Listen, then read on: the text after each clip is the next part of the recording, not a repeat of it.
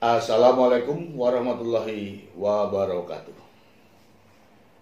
Sahabat dan warga masyarakat pecinta keadilan, masih bersama saya dari LKKH MP, Lembaga Kajian dan Konsultasi Hukum. Mari peduli. Sahabat dan para pecinta keadilan, beberapa pertanyaan melalui online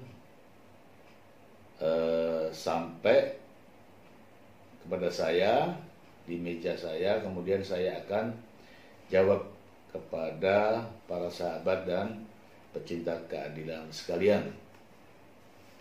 Pertanyaannya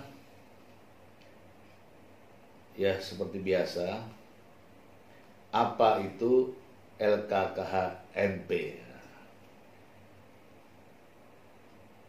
Sehingga saya harus jawab, harus jelaskan. Karena kalau tidak saya jelaskan, menimbulkan perdebatan, pertanyaan, dan prasangka negatif. Sahabat sekalian, LKKH MP adalah sebuah organisasi firma ya yang memiliki legalitas dan berbadan hukum ya, berbadan hukum. Artinya semua persyaratan untuk legalitasnya semua terpenuhi ya, mulai dari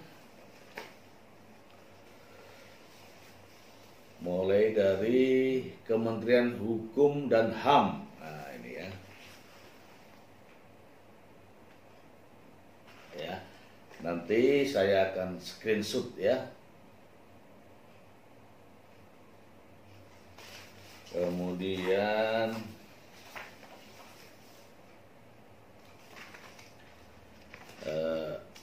akta notaris ya, akta notaris.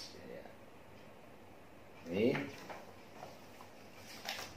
Kemudian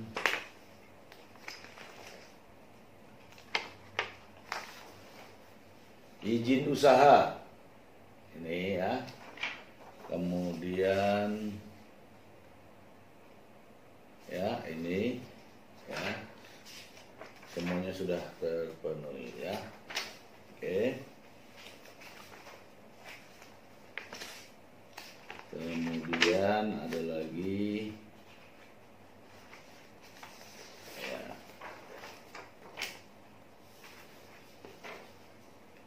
banyaklah perizinan ini yang sudah kita lengkapi.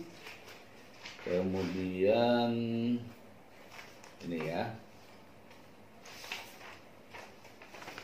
nomor induk berusaha, ini nomornya ya, langsung ditujukan kepada Lembaga Kajian dan Konsultasi Hukum ya. Kemudian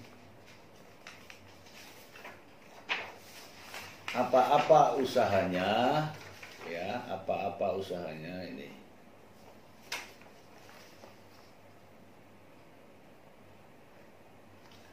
Saya bacakan ya usaha-usaha ini. 1. Aktivitas konsultasi hukum. 2.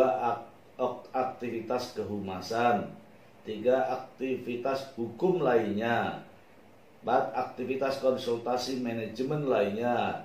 Aktivitas pengacara. Aktivitas konsultasi kekayaan intelektual. Jadi semua sudah tercatat di dalam NIB, jadi nomor induk berusaha ya. Dan juga memiliki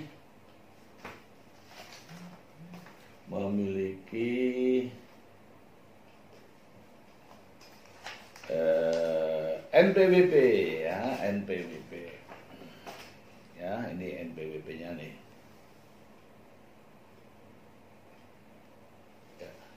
dan juga tercatat di BPJS Ketenagakerjaan. Ya, nanti akan lebih rinci kami akan jelaskan apa motivasi berdirinya LKKH-MP. Sahabat sekalian, jadi sepanjang perjalanan hidup saya adalah bergerak di bidang hukum dan kriminal serta Kamtibmas, keamanan ketertiban masyarakat. Dalam perjalanannya banyak saya menemukan hal-hal yang belum dipahami oleh masyarakat terkait dengan prosedur berperkara dan prosedur penyelesaian perkara. Ini semua terkait dengan masalah hukum, ya. Sehingga dalam perjalanan waktu itu banyaklah, ya, bukan hanya puluhan tapi ratusan bahkan datang kepada saya berkonsultasi terkait dengan masalah hukum. Karena keterbatasan kemampuan, maka saya mencoba memberikan jawaban setelah melakukan kajian-kajian hukum, ya. Setelah itu baru saya berikan jawaban. Kemudian saya juga meningkatkan kualitas kemampuan saya di bidang akademik hingga magister hukum, kemudian menambah lagi keilmuan saya di tingkat doktor. Sehingga beberapa persoalan yang dapat dari masyarakat saya sampaikan di dalam forum-forum kajian di bangku kuliah. Nah, setelah kuliah selesai, maka saya berinisiatif untuk mendirikan LKKH-MP. LKKH-MP ini beranggotakan para akademisi-akademisi, para aktivis-aktivis, dan para sarjana-sarjana hukum dan sarjana lainnya, serta didukung oleh mahasiswa-mahasiswa hukum, ya, dan dilindungi oleh pakar-pakar hukum, para profesor, doktor, dan para dosen.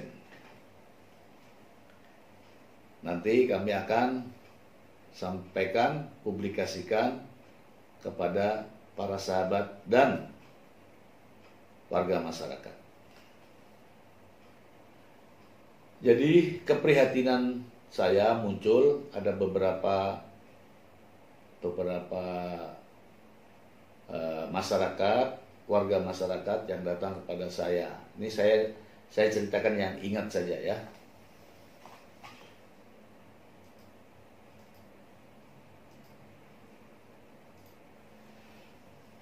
Ada beberapa yang datang kepada saya ingat, yang saya ingat saja karena begitu banyak yang saya ingat saja, yang saya akan sampaikan kepada sahabat sekalian.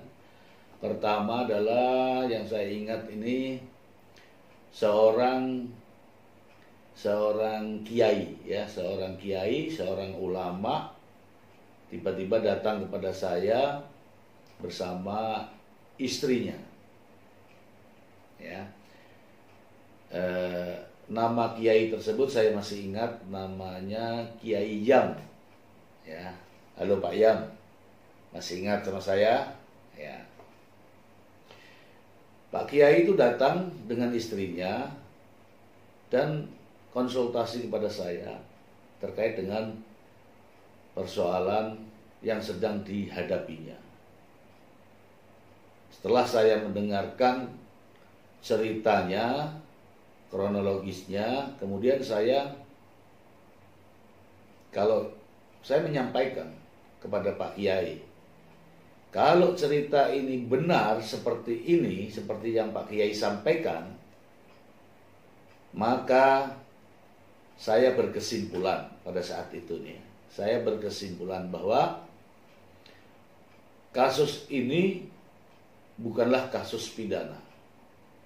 Jadi singkat cerita, Pak Kiai ini dan istrinya ini dipanggil oleh penyidik terkait dengan kasus warisan karena diduga melakukan penyerobotan tanah, padahal itu tanah warisan yang sudah dibagi-bagi. Ya, kemudian Pak Kiai saya berikan jawaban bahwa kasus ini bukanlah kasus pidana, Pak Kiai. Ini kalau penyidik memaksakan kehendak, saya yakin tidak bisa lanjut.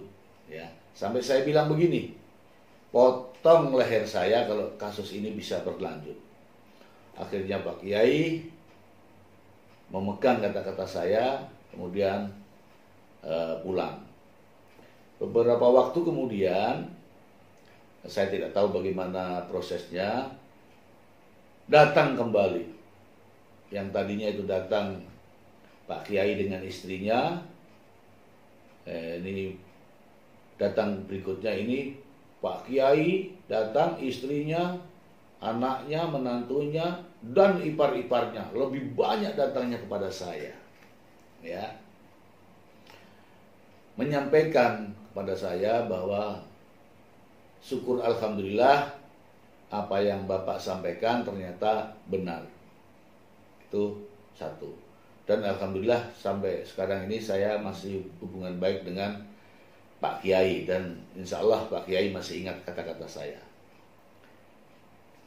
Halo Pak Kiai, masih ingat? Alhamdulillah ya, itu salah satu kasus yang dihadapi oleh masyarakat dan saya berikan solusi hukumnya. Sahabat sekalian, kita sebagai manusia harus saling memberikan dukungan kepada warga masyarakat yang benar-benar membutuhkan dukungan. Ya, jangan pernah membolak-balikkan fakta. Ya, itu kasus satu. Ya, kasus kedua, saya ingat dulu. Ada seorang ibu dengan 4 orang anak yang masih balita. Kebetulan, innalillahi wa inna ilaihi rajiun, suaminya meninggal dunia. Entah dari mana datangnya, tiba-tiba ibu itu datang ke tempat saya bersama anaknya yang masih balita. Ada yang mendampingi seseorang, saya lupa, menanyakan bagaimana terkait dengan harta waris suaminya ketika meninggal dunia. Singkat kisahnya, seorang ibu itu dengan 4 anaknya ditinggal oleh suaminya.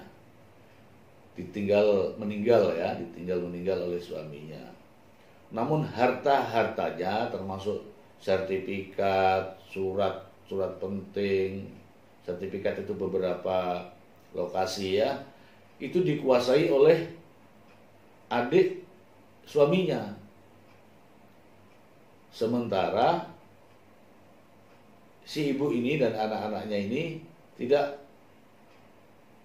memegang surat apapun. Kemudian bertanya, bagaimana dengan harta yang ditinggalkan oleh suaminya? Dan saya katakan, waris itu adalah turunan. Kalau suami ibu meninggal, maka hak waris turun kepada ibu dan anak-anaknya. Itu otomatis. Karena ketidakmampuannya meminta surat penting tadi dan sertifikat, maka ibu menyampaikan kepada saya. Kemudian saya sanggupi dan berbagai cara yang legal saya tempuh. Alhamdulillah ibu itu menerima kembali semua surat penting. Ini yang saya sebutkan surat penting ini macam-macam ya. Surat penting dan surat hak milik, termasuk sertifikat milik suaminya yang meninggal tadi, semuanya kembali kepada ibu ini. Dan alhamdulillah, syukur pada Allah Subhanahu wa taala, ibu ini sampai menangis di depan saya, kemudian memberikan hadiah kepada saya. Apa hadiahnya?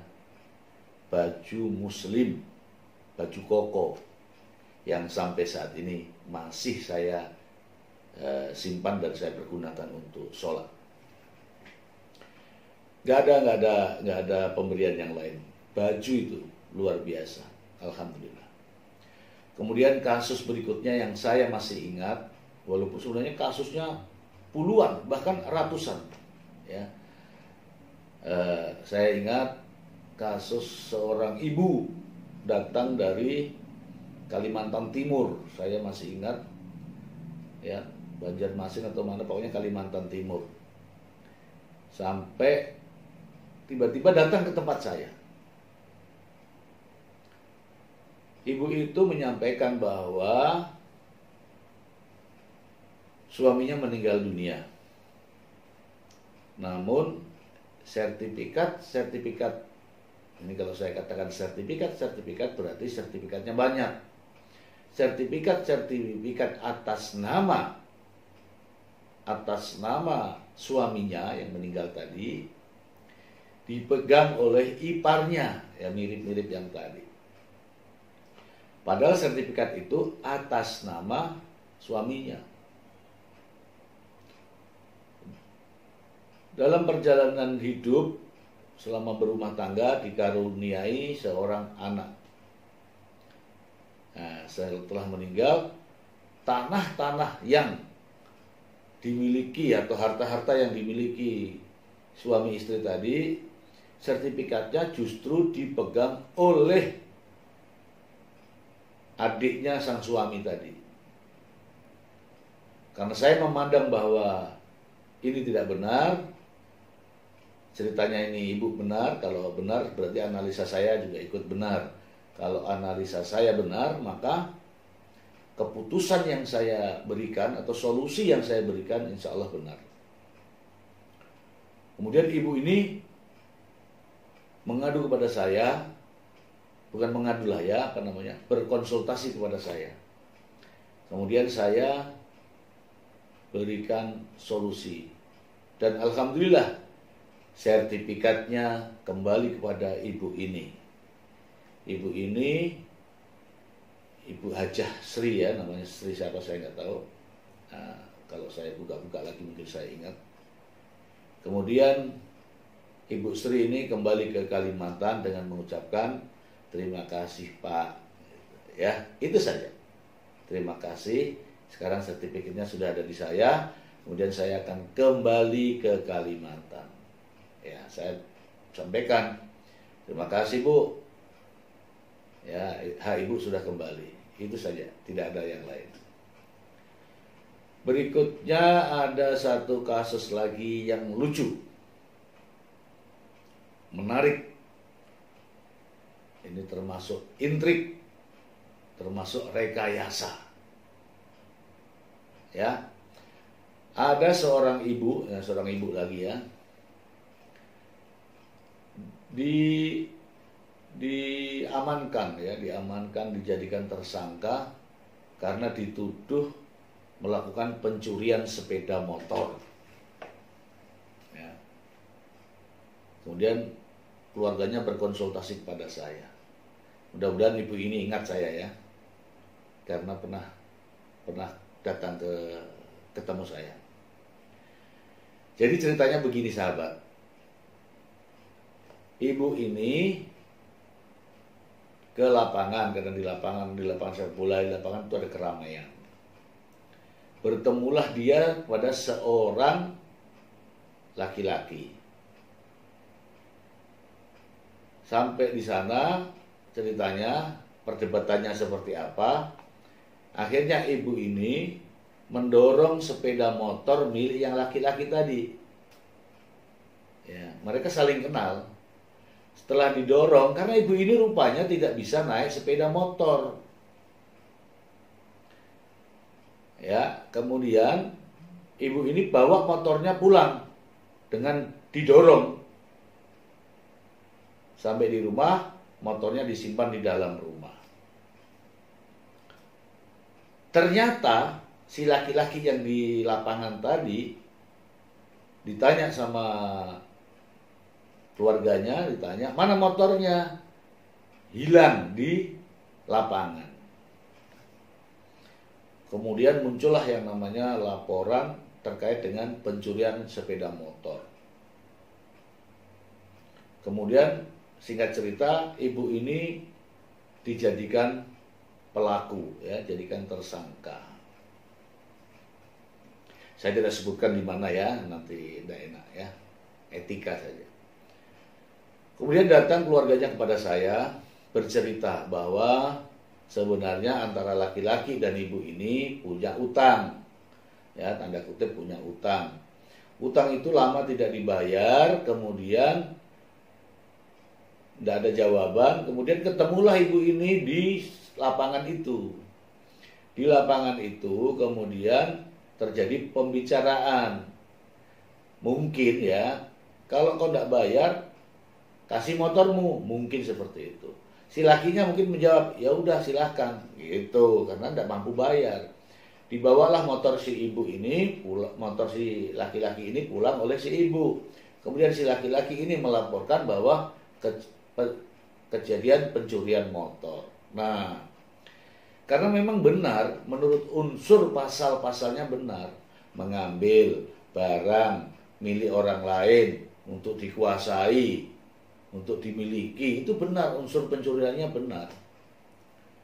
Tapi ternyata di balik semua itu ada cerita lain. Sehingga saya menyampaikan kepada ibu itu tidak bisa dikatakan sebagai tindak pidana. Akhirnya setelah saya berikan konsultasi, alhamdulillah saya dapatkan solusi. Karena ceritanya ini ibu benar, maka saya didatangi ibu ini lagi, mengucapkan terima kasih. Akhirnya ibu ini terbebas dari prasangka atau persangkaan dia melakukan pencurian motor. Masih banyak kasus-kasus yang lain sahabat yang sering datang ke tempat saya untuk konsultasi.